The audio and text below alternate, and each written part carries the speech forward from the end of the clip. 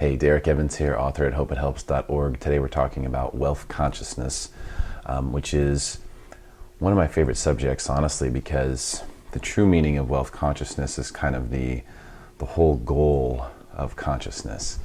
And what that means is, first of all, we have to take a look at the definition of the two words. The word consciousness is probably the least used by most people. Consciousness means awareness. Think of them as synonyms. So if you're aware of something, you're conscious of it. If you're conscious of something, you're aware of it, and so forth.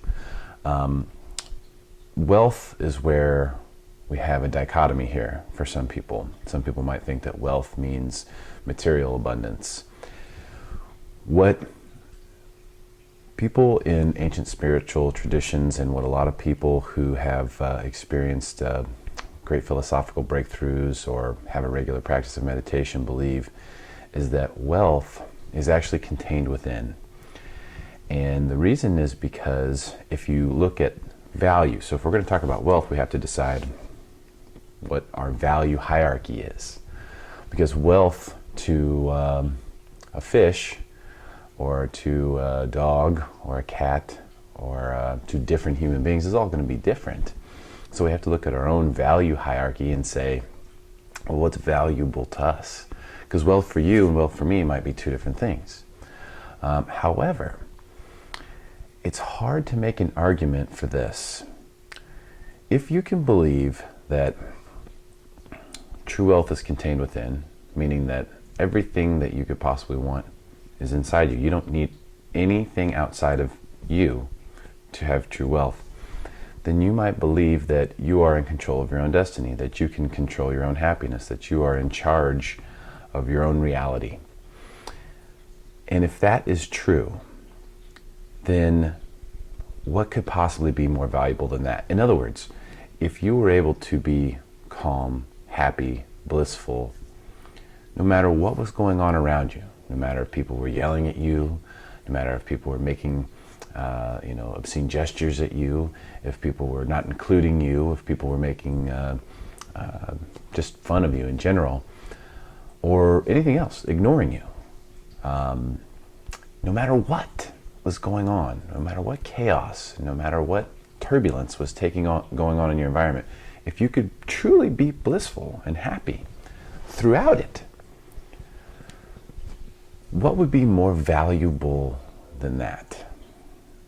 And so this is where we have to look at the term value and wealth and say, okay, well, consciousness is synonymous with awareness. What is wealth synonymous with?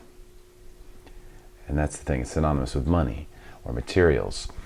But people like myself truly believe that wealth is about happiness and is about not being in control of your life to the extent that you're able to control it and pull it this way and that way, but that you're in control because you have let go. And that's wealth consciousness. It's the ability to be conscious and maintain your own calm and your own inner bliss, regardless of what's going on around you. This should challenge your value hierarchy, and that's one of my hopes for this post, is that you'll look at the things that are happening in your life and you'll look at them in two different ways. There's things that are material currency, money, materials, objects, items. And then there's life currency.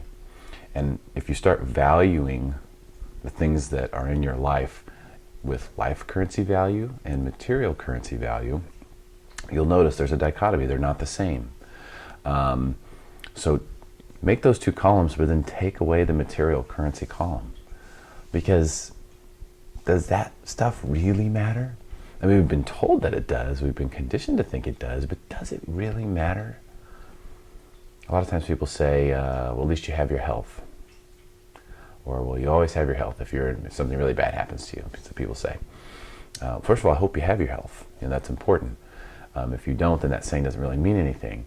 But the whole point of that is that, well, there's something better than this material world we've been conditioned to think exists as ideal. I mean, that's the whole point of that saying is, well, if you didn't, you lost your job, but at least you have your health.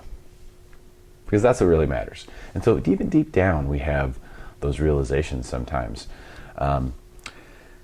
And we all know family is what it's all about. You hear people say that all the time. You see them posted on Facebook. It's all about family.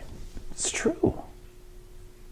That's true. So let's not just make it a cliche. Let's actually go to our value hierarchy and say, what's important to us? And, you know, life currency is the term that I use. If this is worth a certain amount in life currency to you in your mind, make that a higher priority. If it's a higher priority, if it's worth more to you in life currency to spend more time with your kids, then do that. We give so much value to materials and the things that we go through to get those materials that sometimes we forget what our value hierarchy looks like. So ask yourself these questions. And this is the point of today's post is to pose these questions. What does my value hierarchy look like? You know, am I experiencing wealth consciousness right now? If something's going on in your life and you say you get frustrated or you get fussy or you get anxious because the person behind you in line is breathing down your neck because they're in such a hurry, is that affecting you? Ask yourself, am I experiencing wealth consciousness right now? Ask yourself those questions. And what's funny is just by asking that question, you can turn this thing on. And then all of a sudden a calm will just rush over you. I go, no, now I'm experiencing wealth consciousness. The anxious person behind me who's breathing down my neck, it no longer bothers me. I'm totally calm because I have this calm inside me. And that is where I turn to find my wealth. And so when you experience that, then you realize you turn around slowly as you start to slow things down. And you say to the person, why don't you go ahead? Because to you, you have all the time in the world. And to them, they're in some race to death, which so many people are in. And you see them in hurrying all day long. And some race to get to the end. There's no race to get to the end of this life. Enjoy every second of it. I hope it helps. Namaste.